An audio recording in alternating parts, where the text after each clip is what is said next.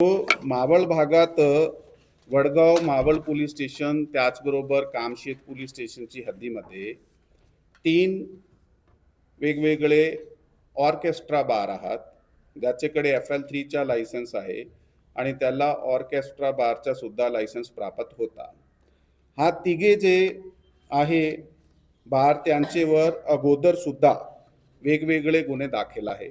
यामुळे यामध्ये विशेष प्रकारचे गुन्हे की जे त्याला ठराविक वेळ आहे ते ठराविक वेळाचे पुढे चालवणे, त्याप्रमाणे 33W आणि 131 हे जे मुंबई पोलीस कायदा कलम आहे त्याखाली गुन्हे दाखल होते.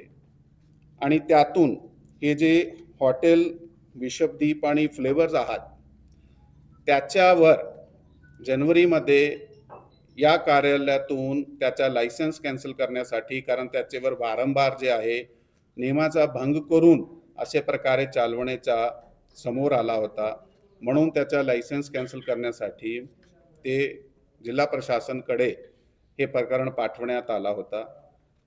त्यावेळी त्यांना 50,000 रुपयाचा दंड लावला गेला आणि त्याला नियमाचा पालन करण्यासाठी ते समज सुद्धा देण्यात आली होती.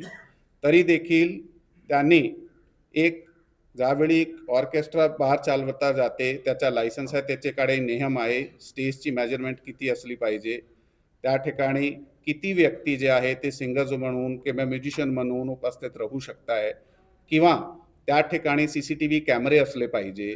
ते सगळी गोष्टीचा कुठे ना कुठे हे वेगवेगळ्या प्रकारे भंग करत होते. आमच्याकडे एक बातमी आली होती, मलाही एक कॉल आला होता, ज्यामुळे मला विचारला गेला होता की अशा प्रकारे हे चालू आहे आणि मी असा विचारला की हा नेमका लोकेशन कुठे आहे. आता ज्यावेळी आपण मला कॉल करणार आहे ते मी हे स्वाभाविक विचारणार आहे की नेमकी हा लोकेशन कुठे आहे.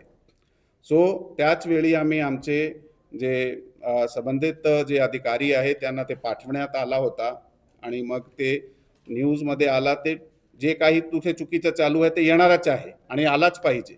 जे काही कुठेही असे प्रकारचा बेकायदेशीर ज्या नियमभंग करताना कोणी चालवत असेल ते नक्की तो आलाही पाहिजे.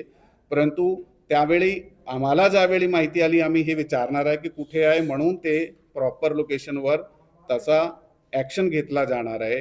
आता ह्या बार्सवर आम्ही महाराष्ट्र हॉटेल उपग्रह आणि मद्यपान कक्ष यामधील अश्लील नृत्यावर प्रतिबंध घालण्याबाबत व त्यामध्ये काम करणाऱ्या महिलाचे प्रतिष्ठेचे संरक्षण करण्याबाबत अधिनियम 2016 कलम 8(1) प्रमाणे गुन्हे दाखल केले आहे आणि त्यांचा लायसन्स रद्द करण्यासाठी जिल्हा प्रशासनाकडे आम्ही तात्काळ ते हे पाठवण्यात आले आहे आणि ते पुढील कारवाई आमच्याकडून